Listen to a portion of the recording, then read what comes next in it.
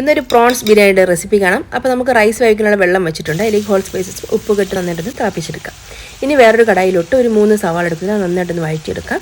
ഇനി നമുക്കൊരു മിക്സിയുടെ ജാറിലേക്ക് ഇഞ്ചി, വെളുത്തുള്ളി, പച്ചമുളക്, പിന്നെ കുറച്ച് കാഷ്യൂനട്ടും മല്ലിയിലേക്ക് ചേർത്തിട്ട് നന്നായിട്ട് ഇതുപോലെ ഒന്ന് അരച്ചിട്ടെടുക്കാം. എന്നിട്ട് ആ ഒരു കൂട്ടും കൂടി ഇന്നെ സവാളയിലോട്ട് നമുക്ക് ചേർത്ത് കൊടുക്കാം. എന്നിട്ട് ഇതിലേക്ക് ഒരു 2 ടീസ്പൂൺ നെയ്യ് ചേർത്ത് കൊടുക്കുന്നുണ്ട്. നന്നായിട്ടൊന്ന് വഴറ്റിയതിന് ശേഷം ഒരു തക്കാളി ചേർത്ത് കൊടുക്കാം. നന്നായിട്ടൊന്ന് വഴറ്റിയെടുക്കണം. ഇതിലേക്ക് ഒരു 1/4 ടീസ്പൂണോളം മഞ്ഞൾപ്പൊടിയും 1 ടീസ്പൂൺ ഗരം മസാല പൊടിച്ചതും 1 ടീസ്പൂൺ പെരിഞ്ജീരകപ്പൊടിയും കൂടി ചേർത്ത് കൊടുക്കുന്നുണ്ട്. എന്നിട്ട് നന്നായിട്ടൊന്ന് വഴറ്റിയെടുക്കാം.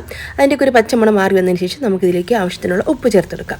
എന്നിട്ട് ഇത് ക്ലീൻ ചെയ്ത് വെച്ചിട്ടുള്ള പ്രോൺസ് ചേർത്ത് കൊടുക്കുന്നുണ്ട്. എന്നിട്ട് ഇതിലേക്ക് ഒരു പകുതി നാരങ്ങയുടെ നീരും കൂടെ ചേർത്തെടുക്കാം. അടച്ച് വെച്ച് ലോ ഫ്ലെയിമിലൊന്ന് കുക്ക് ചെയ്തിട്ടെടുക്കാം.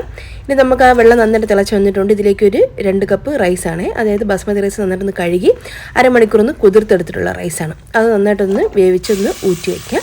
ഇനി നമുക്കൊരു കുക്കറിലോട്ട് ആ വേവിച്ച് വെച്ചിട്ടുള്ള മസാലയും അതിൻ്റെ മുകളിലോട്ട് നമ്മൾ വേവിച്ച ആ ഒരു റൈസും കൂടെ ചേർത്തിട്ട് പിന്നെ അതിൻ്റെ മുകളിൽ കുറച്ച് മല്ലിയിലയും പിന്നെ കുറച്ച് പുതിനയിലയും നെയ്യിൽ വറുത്തെടുത്തിട്ട് കാഷ്യൂനട്ടും കിസ്മിസും പിന്നെ അതുപോലെ തന്നെ 1 ടീസ്പൂൺ നെയ്യും 1/2 ടീസ്പൂൺ ഗരം മസാല പൊടിച്ചതും കൂടെ ചേർത്ത് കൊടുക്കുന്നുണ്ട്.